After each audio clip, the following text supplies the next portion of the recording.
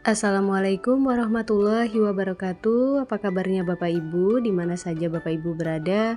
Semoga Bapak Ibu semua selalu dalam keadaan sehat walafiat. Nah, Bapak Ibu berjumpa kembali pada channel YouTube Desti Hidayat. Untuk informasi yang akan saya sampaikan pada kesempatan kali ini dikutip dari laman ayobandung.com, yaitu tentang non-ASN dihapus.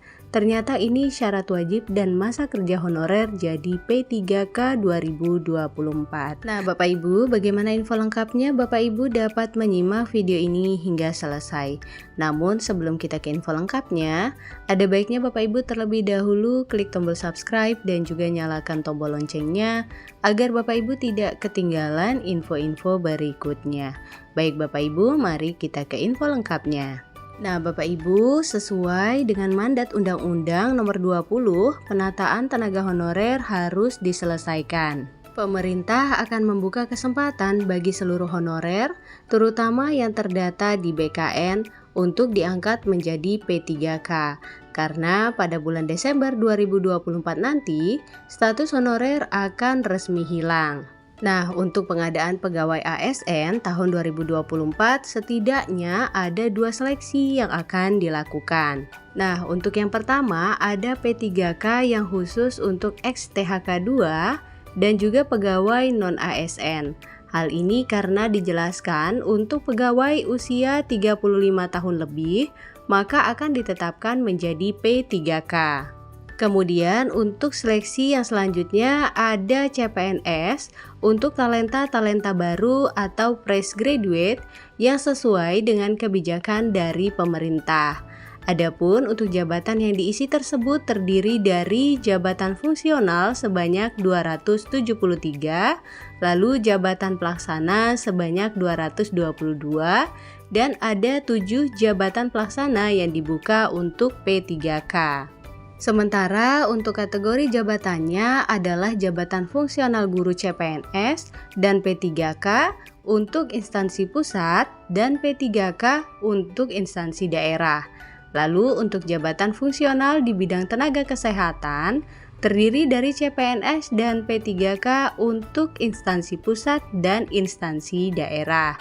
Dan jabatan fungsional tenaga teknis lainnya terdiri dari CPNS dan P3K untuk instansi pusat dan daerah.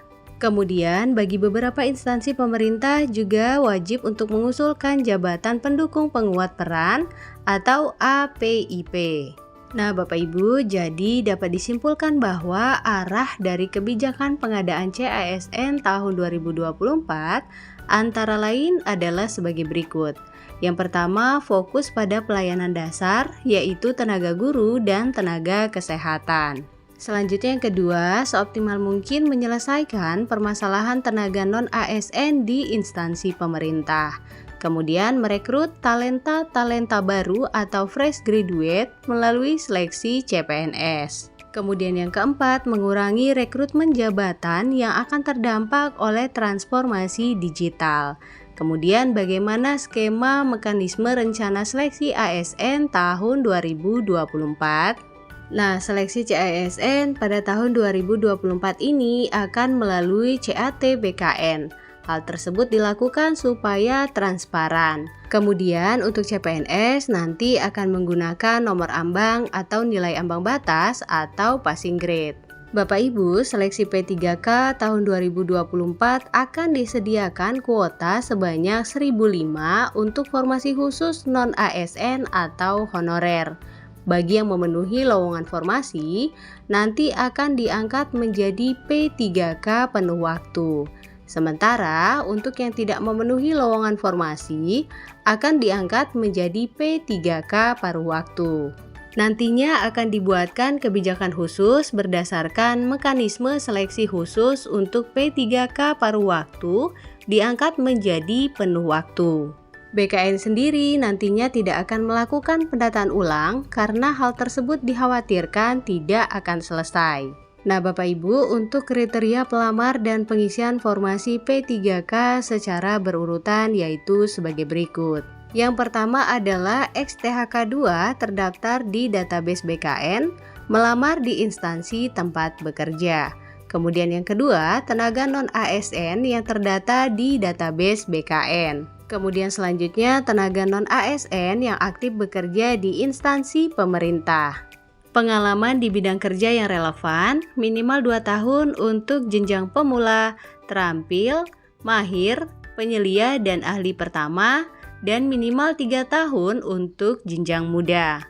Nah, Bapak Ibu, itulah informasi yang dapat saya sampaikan pada kesempatan kali ini. Semoga informasi ini dapat menambah wawasan Bapak Ibu semua, membantu dan juga bermanfaat. Baik Bapak Ibu, jangan lupa untuk share video ini, berikan like pada video ini, klik tombol subscribe dan juga nyalakan tombol loncengnya agar Bapak Ibu tidak ketinggalan info-info berikutnya. Baik Bapak Ibu, terima kasih. Assalamualaikum warahmatullahi wabarakatuh.